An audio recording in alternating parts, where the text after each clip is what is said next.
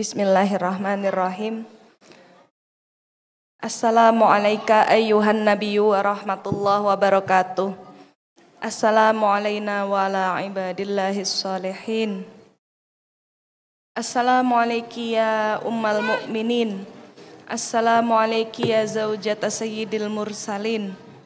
Assalamu alayki ya umma Fatimah az-Zahra sayyidati nisa'il alamin. Assalamu alayki ya awwalal mu'minat. Assalamu alayki ya man anfaqat malaha fi nusrati sayyidil anbiya wa nasarathul mastata'at wa dafa'at anhul a'da. Assalamu alayki ya man sallama alaiha Jabrail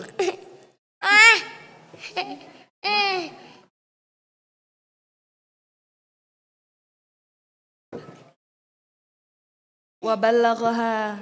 Assalamu minallahil jalil. Fahani'an laka bima aulakallahu min fadl. Wassalamu alayka warahmatullahi wabarakatuh. Dulu tidur. Bisa tidur sini ya.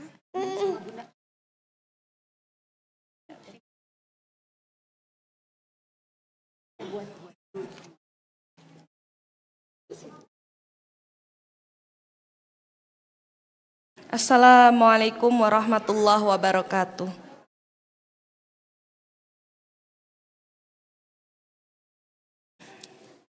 Dalam beberapa riwayat yang terkenal, 10 Ramadan dikenal sebagai hari syahadah. Syahadah seorang wanita agung, Sayyidah Khadijah, Ummul Mukminin alaihassalam, ibu semua mukmin. Hari ketika perjuangan mencapai puncak kesempurnaan perwujudannya. Hari ketika penduduk langit menyambut cahaya terang benderang kekasih Allah. Bukankah kita telah mendengar dalam Al-Quran, A'udzubillahi minasyaitonirrajim, An-nabiyyu awla bil mu'minina min anfusihim wa azwajuhu ummahatuhum. Bukankah Nabi itu lebih utama bagi orang-orang mukmin dibandingkan diri mereka sendiri, dan istri-istrinya adalah ibu-ibu mereka. Dialah ibu seluruh mukmin, seluruh muslim. Siapa saja yang di hatinya tersisa keimanan, maka di dalam hatinya tertambat sosok ibu, yaitu Sayyidah Khadijah salamullah alaiha. Apa yang kita tahu tentang beliau? Kita merindukannya, tapi apakah kita mengenalnya? Tanggal 10 bulan Ramadan, apakah kita telah berduka sebagaimana dukanya Rasulullah sallallahu alaihi wasallam? Kita ingat kembali saat-saat itu, yaitu hari tanggal 10 bulan Ramadan, 10 tahun setelah kenabian. Seorang wanita mulia tergolek tak berdaya di pembaringannya. Sakit yang berat mendera tubuhnya. Belum lama ia keluar dari lembah Abu Talib, lembah yang menjadi tempat terakhirnya berkumpul bersama keluarga yang dicintainya. Lebih dari 3 tahun di lembah itu ia menemani sang suami, dikucilkan dan dibuang dari masyarakat Quraisy Mekah. Alam begitu keras, siang hari dibakar terik mentari, malam hari diterpa dinginnya angin padang pasir. Makanan tidak mudah diperoleh, air juga ditahan oleh mereka. Setiap malam mereka berganti tempat untuk menghindarkan diri dari ancaman dari para pemanah bayaran. Kita mengenal Sayyidah Khadijah salamullah alaiha. Konon katanya 2/3 dari kekayaan penduduk Mekah berada di tangannya sebelum beliau menikah. Tapi sejak beliau salamullah alaiha menikah, beliau mengeluarkan semuanya, beliau membelanjakan semuanya untuk Islam. Tidak ada wanita yang memberikan hartanya sebanyak beliau, mengorbankan jiwa, raga, harta, sepenuh hati, segalanya ia korbankan untuk Islam. Maka tidak ada yang lebih layak kita panggil sebagai ibu umat mukminin selain beliau salamullah alaiha. Ialah Sayyidah Khadijah salamullah alaiha. Perempuan bangsawan yang menemani, mendampingi, menyerahkan seluruh apa yang ia miliki untuk Rasul terakhir sallallahu alaihi wa alihi wasallam. Barangkali 3 tahun itu saat yang paling sulit baginya secara lahiriah, tetapi justru mungkin saat yang paling membahagiakan secara batiniah. Saat itu adalah saat-saat ia dan sang Nabi sallallahu alaihi wa alihi wasallam sangatlah dekat, tidak terpisahkan. Kapan lagi kesetiaan diperlihatkan kecuali pada saat-saat penuh kesulitan? Kapan lagi cinta menemukan perwujudan kalau bukan dengan sepenuh pengorbanan? Ketika melangkah keluar dari pengucilan, harta Sayyidah Khadijah sudah tidak tersisa sedikit pun. Ia habiskan untuk melalui hari-hari berat di pemboikotan. Ia mendahulukan makanan bagi mereka-mereka yang lebih kecil dan mereka-mereka yang tua dan lemah. Ia tidak pernah menyesali itu, apalagi mengungkitnya. Ia mengorbankan semuanya dengan seluruh keikhlasan. Tibalah saat itu, saat ketika sakit itu makin berat, saat-saat terakhir beliau, Rasulullah sallallahu alaihi wasallam sudah mengetahui tidak lama saatnya tiba, malaikat maut akan menjemputnya. Melihat genangan air mata duka di pelupuk baginda Nabi sallallahu alaihi wasallam, Sayyidah Khadijah mengetahuinya pula. Ia memberanikan diri menyampaikan wasiat kepada Rasulullah sallallahu alaihi wasallam. Ada 3 hal. Yang pertama, ia meminta maaf karena telah mengecewakan baginda Nabi dengan kurangnya perkhidmatan. Aduhai, 25 tahun lebih ia mengorbankan segalanya, ia menyerahkan segalanya, harta, jiwa, raga.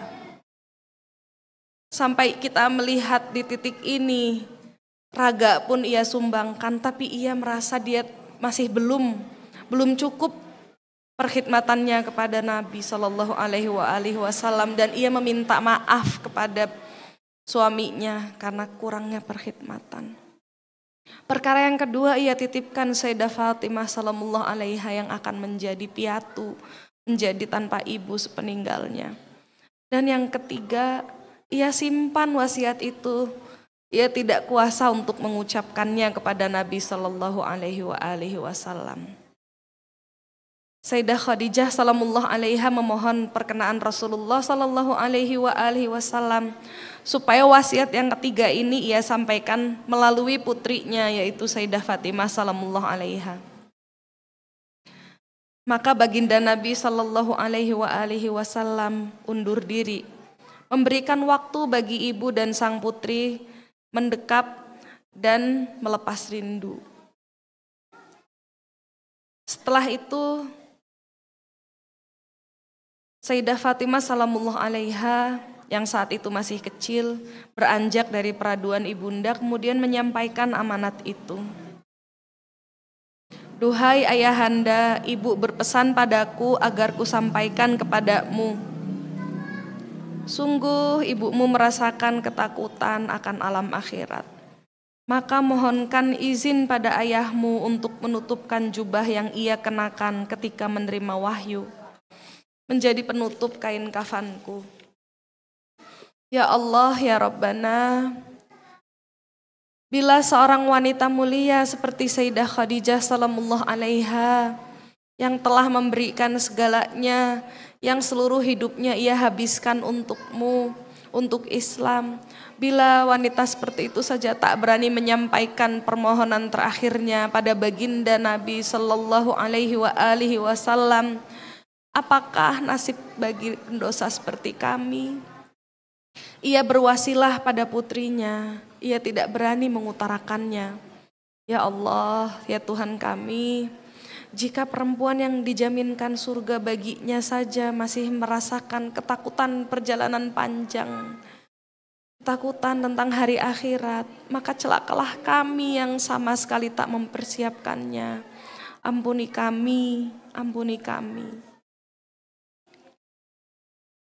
Jadi kita melihat, menyaksikan bahwa betapa besarnya pengorbanan Sayyidah Khadijah.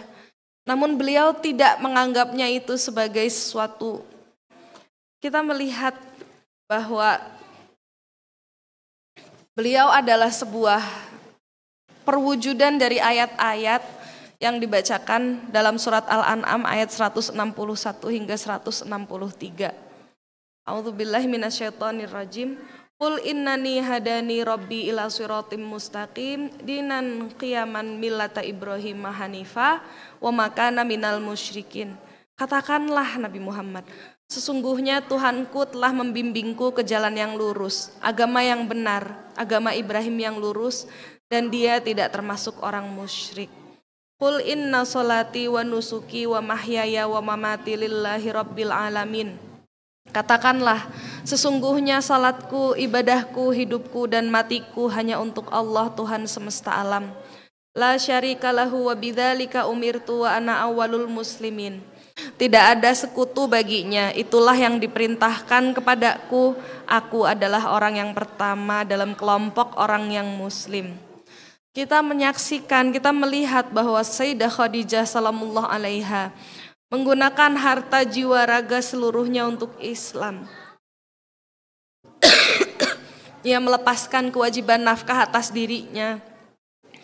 Ia bahkan mengatakan kepada suaminya bahwa kekayaannya adalah milik Rasulullah Sallallahu Alaihi Wasallam dan dapat dipergunakan sekehendak beliau. Tidak hanya itu, ternyata dalam wasiat terakhirnya, dalam pesan-pesan terakhirnya kepada baginda Nabi Sallallahu Alaihi Wasallam, beliau malah meminta maaf. Mohon maaf, maafkan aku karena aku telah mengecewakanmu. Dan tentu saja Nabi Sallallahu Alaihi Wasallam menepisnya. Tidak, wahai Khadijah, engkau telah mengorbankan segalanya untuk Islam, engkau telah memberikan segalanya. Ada sebuah pertanyaan yang diberikan pada saya beberapa waktu lalu. Bagaimana cara Sayyidah Khadijah bermunajat? Bagaimana cara Sayyidah Khadijah mendekatkan dirinya kepada Allah? Kita melihat bahwa ia adalah perwujudan dari ayat yang tadi kita baca bersama-sama. Sesungguhnya salatku, ibadahku, hidupku, matiku hanya untuk Allah Tuhan semesta alam. Yang ia harapkan adalah kedekatan kepada Allah. Dan ini mengingatkan saya kepada satu hikmah Nahjul Balaghah, istanzilur rizqa bis sadaqah. Mintakanlah turunnya rezeki melalui sedekah. Jadi kita melihat bahwa kita menginginkan rezeki, kita menginginkan karunia, dan ternyata karunia yang diinginkan oleh Sayyidah Khadijah salamullah alaiha adalah kedekatan kepada Allah, keridhaan Allah terhadapnya, keridhaan Rasulullah terhadapnya. Ia sangat mengharap ridho Allah, ia sangat mengharap ridho Rasulullah. Dan yang ia lakukan adalah bermunajat melalui sedekah selama hidupnya. Dan kita juga melihat ada satu perwujudan amal Sayyidah Khadijah yang luar biasa, yang juga disebutkan oleh Imam Ja'far As-Shadiq, juga disebutkan oleh Imam Ali alaihissalam dalam Nahjul Balaghah. Menurut Imam Ja'far As-Shadiq, ra'aitul ma'rufa la yasluhu illa bi thalathi khisalin. Tasghirihi wa tastirihi wa ta'jilihi. Aku telah melihat perbuatan baik hanya bisa menjadi semakin baik oleh 3 hal. Yang pertama, menganggapnya kecil. Yang kedua, menyembunyikannya, dan yang ketiga, menyegerakannya. Karena jika engkau menganggapnya kecil, itu akan menjadi besar bagi orang yang engkau berbuat baik kepadanya. Jika kau menyembunyikannya, perbuatanmu akan menjadi selesai dengan lengkap dan sempurna. Jika engkau menyegerakannya, engkau akan membuatnya disambut dengan gembira. Dan jika kau tidak melakukannya, maka kau telah menjadikannya jelek dan tidak bernilai. Kita melihat bahwa Sayyidah Khadijah tidak pernah merasa amalnya itu besar, padahal yang dia berikan adalah seluruh hartanya, bahkan seluruh jiwa dan raganya. Bahkan ia sampai mengorbankan kesehatannya, bahkan ia sampai menjemput kematiannya dengan wasilah penyakitnya itu. Dengan wasilah menemani Rasulullah Shallallahu Alaihi Wasallam dalam pemboikotan itu. Jadi kita melihat bahwa dalam hakikatul ubudiyah yaitu hakikah peribadatan, hakikah penghambaan kepada Allah, Sayyidah Khadijah itu melakukan semuanya. Yang pertama, waktu itu suatu saat Imam Ja'far ditanya, apa itu hakikat ubudiyah, apa itu hakikat penghambaan? Ada 3 hal kata Imam Ja'far. Yang pertama, ketika seorang hamba tidak melihat dirinya memiliki sesuatu sebagai miliknya sendiri. Karena sejatinya hamba tidak memiliki apa-apa. Mereka melihat harta sebagai milik Allah dan menggunakannya sesuai dengan perintahnya. Jadi kita melihat bahwa Sayyidah Khadijah salamullah alaiha tidak melihat dirinya memiliki apa-apa. Dia tidak merasa itu kekayaan miliknya. Sampai-sampai di akhir hayatnya ia masih meminta maaf kepada Rasulullah Sallallahu Alaihi Wasallam. Bahkan ia tidak pernah mengungkitnya, tidak pernah menyesalinya. Bahkan ia malah menganggapnya sebuah hal yang kecil. Dan ia masih malu untuk meminta sorban Rasulullah sebagai penutup kain kafannya itu. Jadi kita melihat luar biasa ya bahwa dalam hakikat ubudiyah Sayyidah Khadijah melaksanakannya. Hakikat yang kedua adalah bahwa seorang hamba tidak mengatur dirinya sendiri dalam hal perencanaan atau perhitungan. Dia menerima takdir ilahi. Jadi bagaimana ketika Sayyidah Khadijah mengikuti Rasulullah Sallallahu Alaihi Wasallam menemaninya di pemboikotan, itu adalah sebuah penerimaan akan kodrat, penerimaan yang sempurna. Dan yang ketiga, seluruh perhatian dan kesibukan seorang hamba adalah dalam melaksanakan perintah Allah dan menjauhi apa yang Allah larang. Jika seseorang tidak melihat dirinya memiliki sesuatu sebagai miliknya sendiri, karena ia tunduk kepada Allah, maka ia akan dengan mudah membelanjakan, menggunakan sesuai dengan apa yang Allah perintahkan. Ini menurut Imam Ja'far ya. Jadi apa yang bisa membuat seseorang bisa beribadah, bersedekah, menginfakkan hartanya dengan tulus tanpa mengungkit-ungkitnya, tanpa menyesalinya. Menurut Imam Ja'far alaihissalam, jika seseorang tidak melihat dirinya memiliki sesuatu sebagai miliknya sendiri, jadi dia melihat segalanya itu dari Allah dan kembali pada Allah dan dipertanggungjawabkan juga kepada Allah nantinya semua. Kalau dia melihat seperti itu, karena ia tunduk pada Allah, maka ia akan dengan mudah membelanjakannya sesuai dengan apa yang Allah perintahkan untuk dikeluarkan. Ketika seseorang hamba menyerahkan pengaturan, perencanaan dirinya kepada Sang Pencipta, dia akan menerima ujian dan cobaan dunia dengan lapang dada. Dan ketika seorang hamba sibuk dengan apa yang Allah perintahkan dan larang, ia tidak akan tergoda untuk mencari pujian atau kemegahan dari manusia. Kemudian kita melihat bahwa apa yang diminta oleh Sayyidah Khadijah sepanjang hidupnya tidak lain tidak bukan adalah keridhaan Allah terhadapnya dan keridhaan Rasulullah terhadapnya. Apa yang diminta Sayyidah Khadijah di penghujung hidupnya adalah maaf dari Rasulullah, keridhoannya. Kita melihat bahwa dalam doa Rasulullah Shallallahu Alaihi Wasallam di malam ke-15 Ramadan, wala taj'alid dunya akbaru hammina. Jangan jadikan dunia kesedihan atau kepentingan yang paling besar bagi kami. Kita jadikan Allah sebagai kepentingan terbesar dalam hidup kita, sehingga apa yang kita minta, rezeki yang kita harapkan adalah rezeki kedekatan kepada Allah. Dan yang kita lakukan seperti yang dilakukan oleh Sayyidah Khadijah, istanzilur rizqa bis sadaqah. Mintalah turunnya rezeki itu dengan sedekah. Sedekah itu apa? Sedekah itu adalah segala amal yang kita niatkan kurbatan lillahi ta'ala. Segala kebaikan yang kita niatkan supaya kita makin dekat kepada Allah. Dan tentu saja apa yang dialami Sayyidah Khadijah salamullah alaiha itu tidak mudah. Kita baca dalam Al-Quran juga ya, a'udzubillahi minasyaitonirrajim. Am hasibtum an tadkhulul jannata walamma ya'tikum mathalul ladzina khalau min qablikum Masathumul ba'sa wad-dharra'u wa zulzilu hatta yaqular rasulu walladzina amanu ma'ahu mata nasrullah ala inna nasrallahi qarib. Apakah kamu mengira bahwa kamu akan masuk surga padahal belum datang padamu cobaan seperti yang dialami orang-orang terdahulu sebelum kamu? Mereka ditimpa kemelaratan, penderitaan, diguncangkan dengan berbagai cobaan. Sehingga Rasul dan orang-orang yang beriman bersamanya berkata, kapankah datang pertolongan Allah? Ingatlah sesungguhnya pertolongan Allah itu dekat. Kita melihat bahwa ujian yang dialami oleh keluarga Nabi Shallallahu Alaihi Wasallam, ujian yang dihadapi oleh Sayyidah Khadijah bukan ujian yang mudah. Kita bayangkan sejak kecil beliau tumbuh dalam rumah yang aman. Lalu beliau mengikuti Nabi Shallallahu Alaihi Wasallam dan turut melindungi beliau dalam pemboikotan yang sangat berat di alam yang ganas tanpa fasilitas, dengan diblokirnya juga akses makanan dan minuman. Luar biasa apa yang beliau hadapi, tapi beliau tidak menghadapinya dengan kesedihan, beliau malah menghadapinya dengan kegembiraan dan sukacita.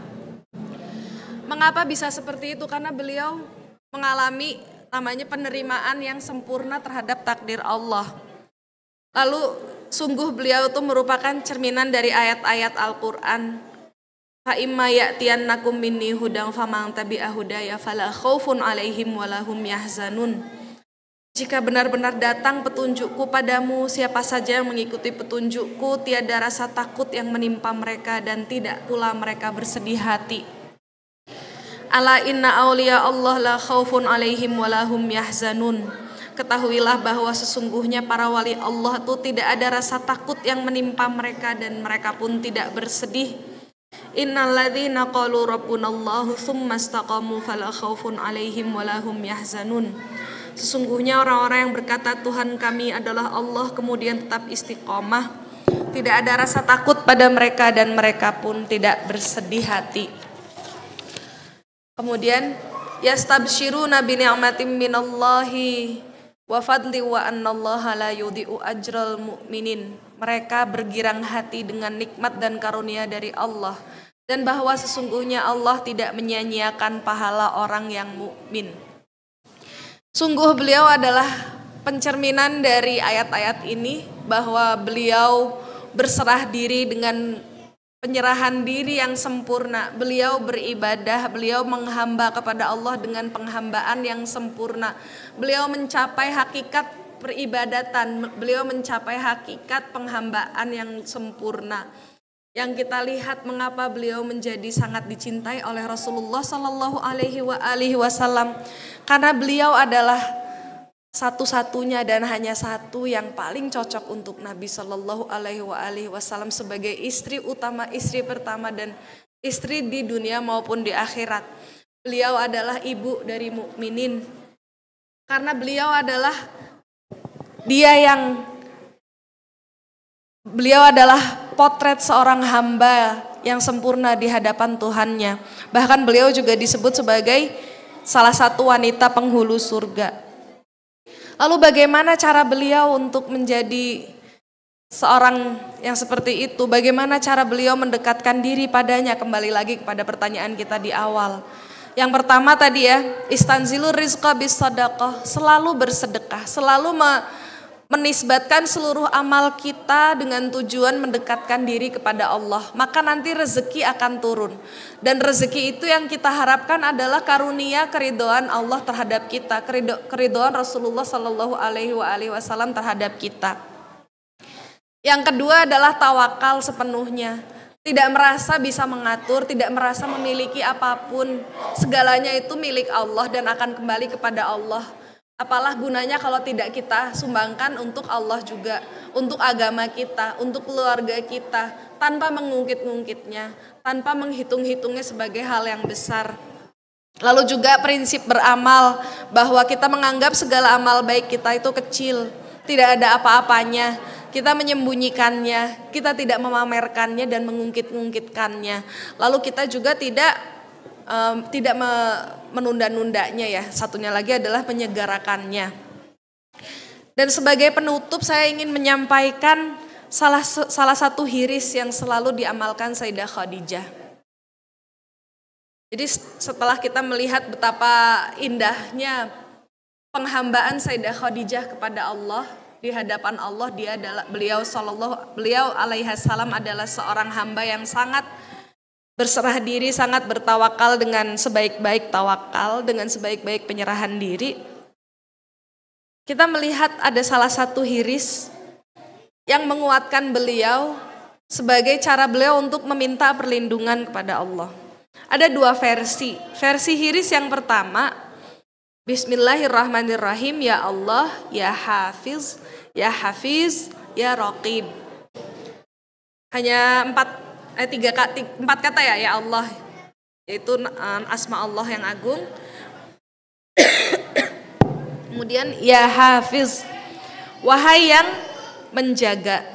Ya Hafiz, yang melindungi. Sama ini Hafiz dan Hafiz itu sebenarnya sama-sama menjaga, tapi kalau Hafiz dia secara aktif menjaga. Hafiz memiliki sifat menjaga dan melindungi. Ya Raqib, yang mengawasi. Sayyidah Khadijah sampai menggunakan tiga kata yang berbeda, yang artinya kalau dalam bahasa Indonesia mungkin kita sama-sama artinya yang maha melindungi gitu ya. Tapi ini perlindungannya berbagai macam perlindungan. Ada perlindungan yang aktif, ada perlindungan yang muncul dari sifat asli dari Tuhan gitu ya, sifat melindungi dan sifat mengawasi setiap saatnya. Jadi artinya adalah dalam setiap kondisi, dalam setiap keadaan, detik demi detik kita mengalami berbagai macam cobaan. Karena dalam Al-Baqarah tadi juga kita sudah baca ya, apakah kamu mengira bahwa kamu masuk surga padahal belum datang kepadamu cobaan seperti yang dialami orang-orang terdahulu. Mereka ditimpa kemelaratan ya, masathumul ba'sa wad-dharra wa zulzilu, dan mereka ditimpa penderitaan dan diguncangkan sampai-sampai hatta yaqular rasulu walladzina amanu ma'ahu mata nasrallah. Sampai-sampai Rasul dan orang-orang yang beriman bersamanya berkata, kapankah datang pertolongan Allah? Dalam kondisi-kondisi berat, dalam berbagai episode kehidupan seseorang, yaitu seorang Sayyidah Khadijah dalam hal ini, Sayyidah Khadijah selalu mendawamkan ya Hafiz, ya Raqib. Jadi yang pertama haknya panjang, ya Hafiz, ya Raqib. Ini sangat mudah dihafalkan ya, jadi kita bisa menghafalkannya sehari-hari gitu ya untuk hiris perlindungan. Hiris itu doa perlindungan. Seperti yang Sayyidah Khadijah lakukan, Bismillahirrahmanirrahim, ya Allah, ya Hafiz, ya Raqib. Kita meminta perlindungan seperti itu. Dan versi lainnya ada lagi, versi dari hiris Sayyidah Khadijah, Bismillahirrahmanirrahim, ya Hayyu ya Qayyum, birahmatika astaghisu fa'aghisni, wala takilni ila nafsi tarfata ainin abadan, wa aslih li sya'ni kullah.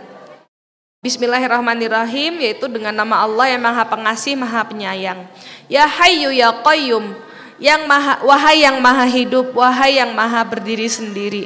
Birahmatika astaghisu, dengan rahmatmu aku memohon pertolongan. Fa'aghisni, maka tolonglah aku. Wala takilni ila nafsi tarfata ainin, dan jangan serahkan aku kepada diriku sendiri bahkan setiap sekejap mata pun.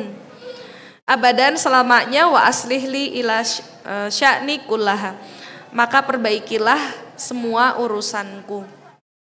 Jadi di sini Sayyidah Khadijah tidak pernah menyerahkan segala urusan pada dirinya sendiri. Padahal yang kita kenal sebagai Sayyidah Khadijah salamullah alaiha adalah seorang wanita perkasa, seorang wanita yang bisa mengatur segalanya, bisa mengatur harta, bisa mengatur bawahan-bawahan, bisa mengatur, mengelola segala macam keuangan keluarga, keuangan yang besar gitu, dalam skala-skala besar, bahkan dijuluki Ratu Kota Makkah.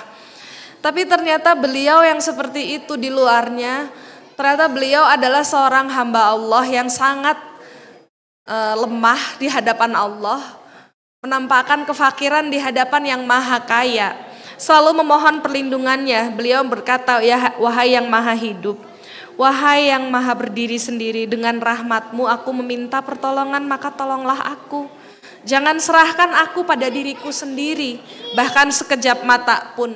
Perbaikilah semua urusanku. Jadi kita tidak pernah menyerahkan urusan itu pada diri kita sendiri. Kita ini nggak mampu apa-apa. Kita ini orang-orang yang fakir, kita ini hamba-hamba yang fakir yang nggak bisa apa-apa. Jangan pernah merasa bahwa kita ini mampu melakukan segalanya sendiri, karena semuanya adalah dengan pertolongan Allah. Seperti Sayyidah Khadijah yang senantiasa menyerahkan dirinya pada perlindungan Allah, selalu memanggil nama-nama ya Hafiz, ya Raqib. Kita pun harus seperti itu. Jadi ketika seseorang ingin meneladani Sayyidah Khadijah salamullah alaiha, mungkin bayangan mereka adalah ingin meneladani kecerdasannya, kepiawaiannya, kemampuannya dalam mengatur segala urusan. Tapi ternyata yang jauh lebih tinggi daripada itu adalah meneladani bagaimana beliau alaihassalam menyerahkan dirinya kepada Allah, bagaimana beliau menghambakan dirinya kepada Allah. Inna salati wa nusuki wa mahyaya lillahi rabbil alamin. Jadi sesungguhnya adalah salat kita, ibadah kita, hidup kita, mati kita, semuanya hanyalah untuk Allah, Tuhan semesta alam. Harta kita, jiwa kita, raga kita, semuanya adalah untuk Allah semesta alam, Tuhan semesta alam. Lalu kita melaksanakannya dengan bersedekah, memohon kedekatan itu, memohon keridhaan itu dengan selalu bersedekah, yaitu selalu meniatkan semua amalan kita. Semoga dengan amalan ini kita diantarkan pada kedekatan kepada Allah. Dan yang terakhir adalah kita selalu menyerahkan perlindungan diri kita kepada Allah yang Maha Kuasa, Allah yang Maha Menjaga, yang Maha Melindungi, Maha Mengawasi. Kita tidak bisa menyerahkan diri kita pada diri kita sendiri. Jangan serahkan aku pada diriku sendiri, bahkan sekejap mata sekalipun, perbaikilah semua urusanku. Jadi kita berdoa dengan doanya Sayyidah Khadijah. Bismillahirrahmanirrahim. Ya Hayyu ya Qayyum, birahmatika astaghisu fa'aghisni wala takilni ila nafsi tarfata ainin abadan wa aslih li sya'ni kullah. Amin ya Allah ya Rabbal Alamin. Kita baca sekali lagi ziarah kepada Sayyidah Khadijah, mengenang penghambaan beliau yang luar biasa di hadapan Allah. Semoga kita semua bisa beroleh syafaat beliau. Semoga kita semua juga diberi syafaat baginda Nabi sallallahu alaihi wasallam. Kita baca ziarah sama-sama. Bismillahirrahmanirrahim. Assalamualaikum ya ummal mu'minin. Assalamualaikum ya zaujata sayyidil mursalin. Assalamualaikum ya umma Fatimah az-Zahra sayyidati nisa'il alamin. Assalamualaikum ya awwalal mu'minat. Assalamualaikum ya man anfaqat malaha fi nusrati sayyidil anbiya wa nasarathu mastata'at wa dafa'at anhul a'da. Assalamualaikum ya man sallama alaiha Jabrail wa ballaghaha assalama minallahil jalil. Fahani'an laka min aulaka Allahu min fadl. Wassalamualaikum warahmatullahi wabarakatuh. Salam sejahtera bagimu wahai ibu seluruh orang beriman. Salam sejahtera bagimu wahai istri para pemimpin semua utusan. Salam sejahtera bagimu wahai ibunda dari Fatimahuz Zahra, pemimpin wanita di dunia, di seluruh alam. Salam sejahtera bagimu wahai perempuan pertama dari kalangan mukmin. Salam sejahtera bagimu wahai yang telah mengorbankan harta benda dalam mendukung kejayaan Nabi sallallahu alaihi wasallam dan mempertahankan beliau dari musuh-musuhnya. Salam sejahtera bagimu wahai yang diberkati oleh Jibril dan disampaikan kepadamu salam dari Allah yang Maha Agung. Semoga berkah dan rahmat Allah senantiasa menyertaimu. Udah ya? Apa? Wassalamualaikum warahmatullahi wabarakatuh. Waalaikumsalam warahmatullahi wabarakatuh.